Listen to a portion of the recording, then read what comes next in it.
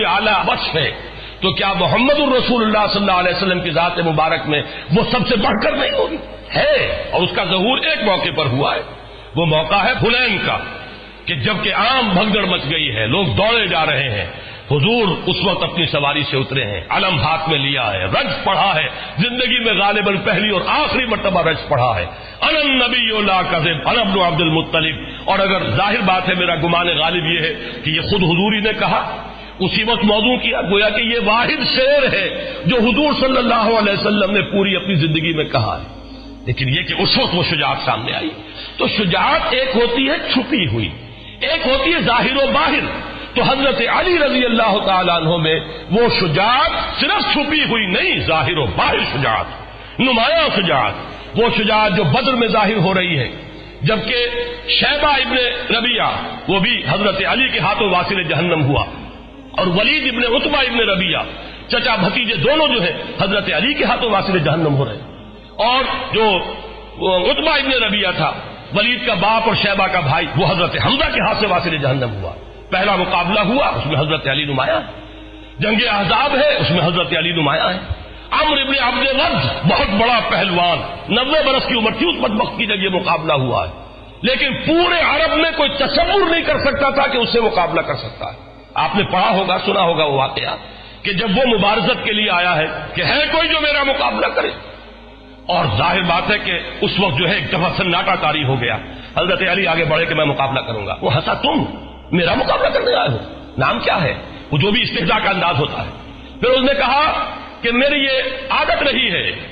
کہ میں جب بھی کسی سے مقابلہ ہوتا ہے اس کی 3 خواہشات میں سے ایک ضرور پوری کرتا ہوں، ذرا کہو تمہاری کیا خواہش ہے؟ حضرت علی نے فرمایا میری خواہش اولین یہ ہے کہ تم ایمان لے آؤ۔ لا حول ولا قوت، اس نے کہا اس کا کوئی سوال نہیں۔ اچھا تو دوسری خواہش یہ ہے کہ میدان جنگ سے چلے جاؤ۔ وہ ہنسا، یہ میرے لیے کبھی نہیں ہو سکتا۔ اب حضرت علی نے جو وار کیا ہے یہ ان کی ذہانت اور فطانت کا بھی ایک بہت بڑا مظہر ہے۔ فرمایا پھر تیسری خواہش یہ کہ آؤ اور مقابلہ کرو۔ اس پر وہ بھوچکا رہ گیا کہ میں نہیں سمجھتا تھا کہ روئے زمین پر کوئی شخص یہ خواہش بھی لے کر میرے سامنے آ سکتا، اور ایک بار میں ختم ہوا حضرت علی کے رضی اللہ تعالیٰ۔ عمرو ابن عبد ود، اسی طرح خندق کا معاملہ، قبوس کا قلعہ سب سے زیادہ سخت تھا،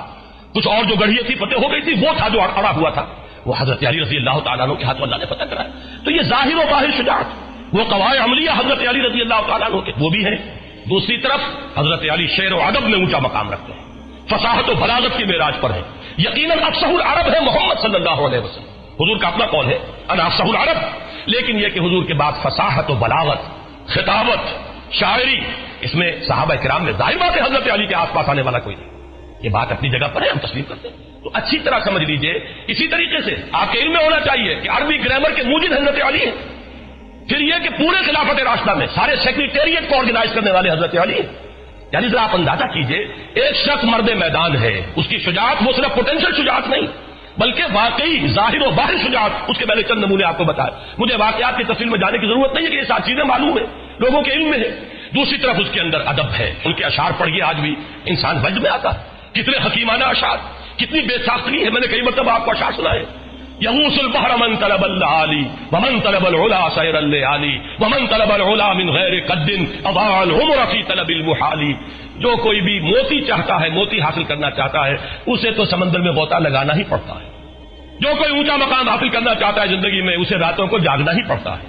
جو کوئی بلندی بھی چاہے اور محنت بھی نہ چاہے، وہ اپنی عمر کو ضائع کر بیٹھتا ہے ایک محال شے کی طلب میں۔ اندازہ کیجیے۔ اور رضینا قسمت الجبار فینا لنا علم وللجہال معلوم، اس میں فلو دیکھیے، اس کا ردم دیکھیے، ہم راضی ہیں اللہ تعالیٰ کی تقسیم پر جو اس نے ہمارے بارے میں کی ہے، ہمیں اللہ نے علم عطا کیا، جاہلوں کو دولت عطا کی، ہم راضی ہیں، ہم علم کی دولت پر راضی ہیں۔ یہ حضرت علی کے قول۔ اور انا الذی سمتنی امی حیدرا، میں وہ ہوں کہ جس کا نام اس کی ماں نے حیدر رکھا تھا، شیر رکھا تھا۔ اس حوالے سے سمجھ لیجئے، اصل میں والدین کا رکھا ہوا نام حضرت علی کا اسد تھا، شیر، اور یہی حیدر کے معنی عربی زبان میں۔ یہ جو لفظ علی ہے آپ کا نام، یہ محمد الرسول اللہ نے رکھا ہے، یہ نام والدین کا دیا ہوا نہیں، والدین کا نام اسد ہے، والدین کا عطا کردہ نام۔ حضرت علی کا نام پھر جب علی رکھا ہے تو وہ محمد الرسول اللہ صلی اللہ علیہ وسلم نے رکھا۔ تو یہ اچھی طرح سمجھ لیجئے کہ یہ جامعیت جو ہے کہ ایک ایمبی ورڈ شخصیت، میں نے آپ کو گنوایا چونکہ میں نے عکس بیان کیے ہیں کہ جو مقام اور مرتبہ آپ کو نظر آئے گا شہادت کے مراتب میں، اس مزاج میں جو حضرت اسماعیل اور حضرت موسیٰ کا، وہ ہے حضرت حمزہ اور حضرت عمر خطاب کا رضی اللہ عنہ۔ جو مقام وہاں پہ حضرت ابراہیم کا اور ادریس کا نظر آ رہا ہے، وہ اگر امت محمد میں دیکھنا ہو تو وہ ابو بکر اور عثمان غنی کا ہے رضی اللہ تعالیٰ عنہ علیہم الصلوۃ والسلام. لیکن جامعیت کبریٰ کا جو مظہر محمد رسول اللہ صلی اللہ علیہ وسلم، جن میں یہ دونوں چیزیں جمع ہیں، جن میں یہ جامعیت ہے، جن کے اندر توازن ہے، جس میں یہ دونوں اوصاف بیک وقت مجتمع ہیں. ایک طرف انتظامی اوصاف دیکھیے، میں ابھی اشارہ کر چکا ہوں کہ جس تیزی کے ساتھ ایکسپینشن ہوا تھا عالم اسلام کا، وہ اگر اس میں کنسولیڈیشن نہ ہوتی، انتظام و اہتمام و انصرام نہ ہوتا، نظم نہ ہوتا، تو وہ تو تباہی ہو جاتی. اتنی تیزی سے ایکسپینشن. حضرت عمر فاروق کے زمانے میں رضی اللہ تعالیٰ عنہ، ذرا فتوحات کا اندازہ تو کیجیے کہ ملک کے ملک آ رہے ہیں اور بڑے وسیع علاقے آ رہے ہیں، بڑی آبادیاں ہیں وہاں، بڑے وسائل و ذرائع ہیں. وہ جس کو فرٹائل کریسنٹ کہا جاتا ہے عالم عرب کا، وہ پورا کا پورا فتح ہو چکا ہے.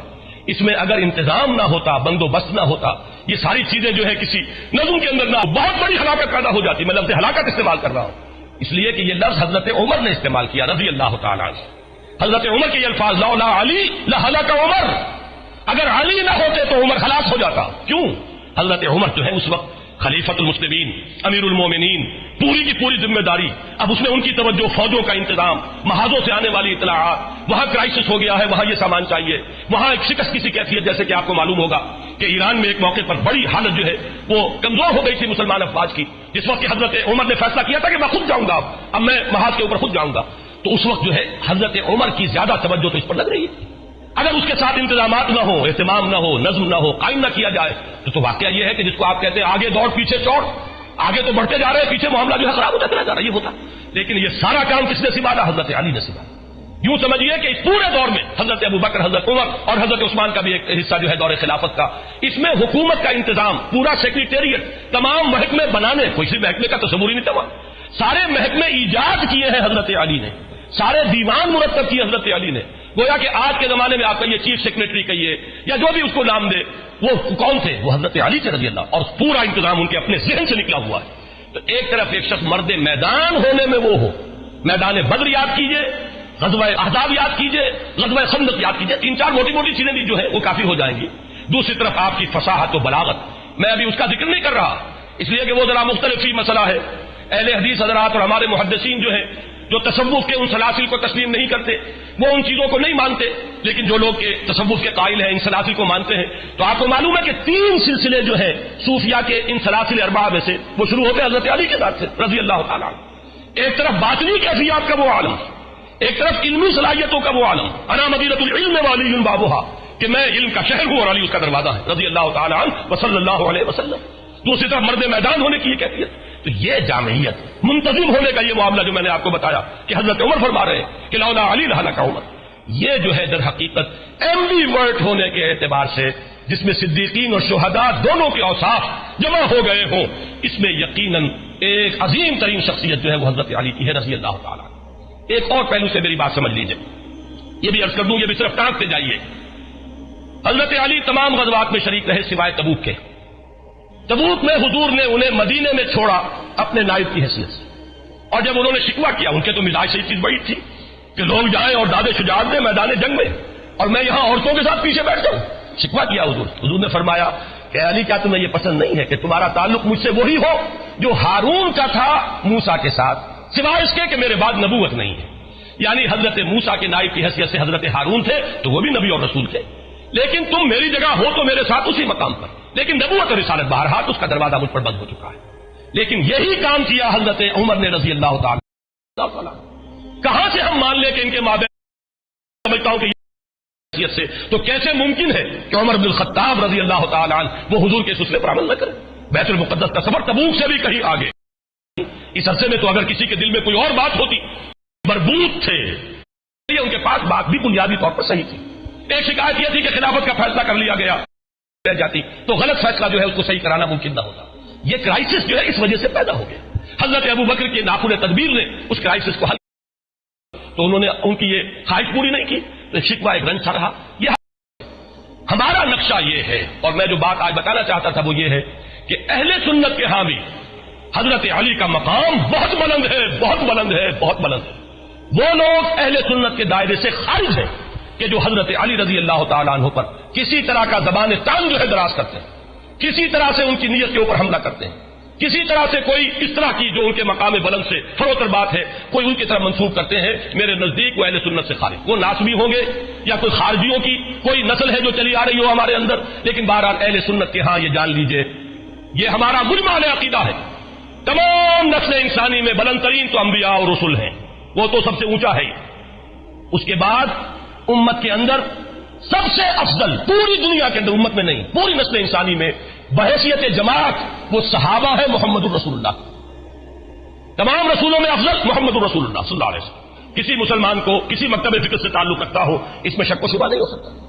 اور پھر غیر نبی جتنی بھی نسل آدم ہے از آدم تا ایدم بلکہ تا قیام قیامت اس میں افضل ترین بحیثیت مجموعی وہ صحابہ ہے محمد الرسول اللہ، ان صحابہ میں چوٹی پر ہیں یہ چار افراد، ان میں ہمارے نزدیک ترتیب فضیلت ترتیب خلافت کے ساتھ ہے، تمام صحابہ سے تو افضل ہم مانتے ہیں، تمام صلحاء امت سے ہمارے ہاں دو الفاظ استعمال ہوتے ہیں گے تو وہ تقریباً 80-100 برس کے اندر 4 پیڑھیاں جو ہے 4 نسلیں گزر جائیں، اس وقت کے مددگار حضرت علی گھر کے فرد ہیں، اس اعتبار سے جہاں تک تربیت کا معاملہ ہے وہ تو میں ایک لفظ استعمال کر رہا ہوں اب نوٹ کیجئے گا، یہ غلام احمد پرویز نے استعمال کیا لیکن کیا ہے حضرت عمر کے بارے میں، میرے نزدیک یہ غلط استعمال کیا حضرت عمر کے بارے میں، میرے نزدیک اس لفظ کا مصداق کامل حضرت علی ہے، وہ لفظ کیا ہے شاہکار رسالت، شاہکار رسالت اگر ہے تو حضرت علی، اس لیے کہ جس کی تربیت میں اول روز سے محمد الرسول اللہ صلی اللہ علیہ وسلم کا حصہ ہے، جو حضور کی گود میں پلا بڑھا ہے، جب حضور پر وحی کا آغاز ہوا تو 10 سال کی عمر ہے، اور جب حضور کو تبلیغ کا حکم ہوا ہے، یہ فرق رکھیے گا ذہن میں 3 سال کا فرق ہے، عام طور پر خیال یہ ہے پہلی وحی آئی ہے اس وقت سے لے کر اور جب کہ سورہ مدثر کی آیات نازل ہوئی جن میں تبلیغ کا حکم ہے، عام خیال یہ کہ 3 برس کا فرق ہے، یہی وجہ ہے کہ جب حکم ہو گیا ہے جب آپ یا ایھا المدثر قم فانذر اب کھڑے ہو کر اپنی تبلیغ کا آغاز فرما دیجئے، یہاں سے کہا جاتا ہے حضور کی رسالت کا آغاز ہوا، اور جب پہلی آیات اتری تھی اقرا بسم ربک الذی خلق وہاں سے یہ کہا جاتا ہے کہ حضور کی نبوت کا ظہور ہوا، تو اسی لیے یہ کہا جاتا ہے کہ 13 برس کی عمر میں ایمان لائے، اس لیے کہ اگرچہ آغاز وحی سے وہ تو اگر کہا جائے تو 10 برس عمر ہے، لیکن جب تبلیغ کا حکم ہو رہا ہے تو اس وقت حضرت علی کی عمر 13 برس، تو 13 برس کی عمر میں ایمان لائے حضرت علی، اور پھر ساتھ رہے گھر میں ہے، تو فیض یاب سب سے زیادہ کون ہو رہا ہے محمد الرسول اللہ کی صحبت سے، وہ تو حضرت علی ہے، دن رات کے ساتھی ہیں، ایک طرح کے خادم ہیں، گھر میں رہنے والے عزیز ہیں، اپنے ایک چھوٹے عزیز کی حیثیت سے گھر میں حضور صلی اللہ علیہ وسلم کے ہاں ان کی رہائش ہے، اس اعتبار سے شاہکار رسالت شاہکار نبوت اس لفظ کا اطلاق اگر ہوتا ہے وہ تمام و کمال تو وہ حضرت علی کی ذات کا، اس لیے کہ تربیت محمدی کا شاہکار حضرت علی، البتہ یہ ضرور ہے کہ مکی دور میں آپ کی عمر چھوٹی تھی، اس میں 2-3 واقعات تو نمایاں ہمیں آتے ہیں سامنے کہ حضرت علی رضی اللہ تعالیٰ عنہ نے کھڑے ہو کر کہا تھا جب پہلی مرتبہ یہ حکم آیا کہ انذر عشیرتک الاقربین، اے نبی ذرا اپنے قریبی رشتہ داروں کو خبردار کیجئے، ان تک دعوت پہنچائیے، تو 2 مرتبہ کھانے کا اہتمام کروایا اور حضرت علی ہی کو حکم دیا اہتمام کرو، 13, 14, 15 برس کا نوجوان جو ہے گھر کے اندر رہتا ہے، ظاہر بات ہے وہی بندوبست کرے گا، وہی جانوروں کو ذبح کروائے گا، وہی اہتمام کرے گا، کھانا پکوائے گا، سارے بنی ہاشم جمع ہو گئے ہیں، پہلی مرتبہ جمع ہوئے حضور نے جب اپنی بات پیش کی تو سب لوگ ہنسنے لگے اور چھوٹ کے چلے گئے، کسی نے جواب ہی نہیں دیا، دوسری مرتبہ پھر کیا، پھر دعوت کھلائی، اب میں یہ کہا کرتا ہوں کہ کچھ لوگوں کو شرم آ گئی ہوگی کہ 2 مرتبہ کھانا کھایا ہے تو اب کچھ تو ان کی بات سن لیں، تو آپ نے کھڑے ہو کر جب دعوت پیش کی سن تو انہوں نے لی، لیکن یہ ہے کہ اس کے بعد سانپ سونگ گیا سب کو، بنو ہاشم ہے یہ سب، ان میں جان لیجئے نہ حضرت ابو بکر بنی ہاشم میں سے ہے نہ حضرت عمر یہ بنو ہاشم میں سے نہیں ہے، حضرت حمزہ بھی ہو گئے وہ بنو ہاشم میں سے تھے لیکن ان کی توجہ ہی نہیں اور ہی نہیں کیا ہوگا انہوں نے، وہ تو 6 سال جا کر ایمان لائیں گے، لیکن یہ کہ بنو ہاشم کا پورا خاندان جمع ہے، کوئی ٹس سے مس نہیں ہوا، کھڑا ہوا تو کون؟ علی ابن ابی طالب، اور ان کے الفاظ تاریخی ہیں، اگرچہ میں عمر میں سب سے کم ہوں، اگرچہ میری آنکھیں دکھتی ہیں، یہ آشوب چشم کا عارضہ معلوم ہوتا ہے کہ حضرت علی کو بچپن سے تھا،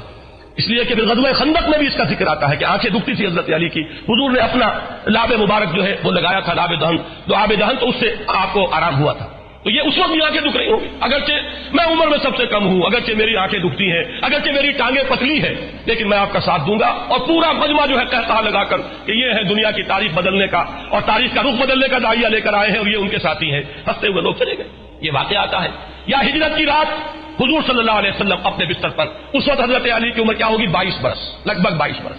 اس نوجوان کو اپنے بستر پر سلا کر گئے، باقی آپ کو اس پورے دور میں حضرت علی نمایاں نظر نہیں آ سکتے، کیوں نظر نہیں آ؟ اس لیے کہ آپ کی عمر کو پیش نظر رکھیے،